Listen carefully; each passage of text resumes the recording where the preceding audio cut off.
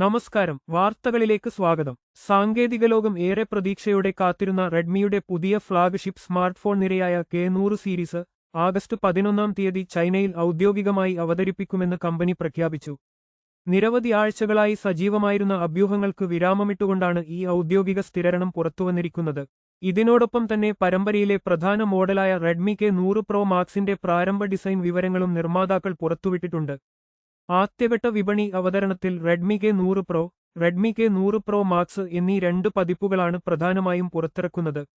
എന്നാൽ standard Redmi K100 ഈ launch ചടങ്ങിൽ ഉൾപ്പെടുത്തില്ല. എങ്കിലും ഈ മോഡൽ വരും ദിവസങ്ങളിൽ പ്രത്യേകമായി അവതരിപ്പിക്കുമെന്ന് കമ്പനി വ്യക്തമാക്കിയിട്ടുണ്ട്. 6.9 ഇഞ്ച് OLED ഡിസ്പ്ലേ ഈ പുതിയ മോഡലിൽ സജ്ജീകരിച്ചിട്ടുണ്ടെന്ന് കമ്പനി സ്ഥിരീകരിച്ചിട്ടുണ്ട്.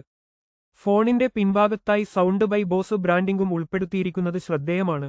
ലഭ്യമായ പ്രാഥമിക വിവരങ്ങൾ അനുസരിച്ച് K100 Pro ഏകദേശം 4000 യുവാൻ വില വിഭാഗത്തിലായിരിക്കും എത്തുക.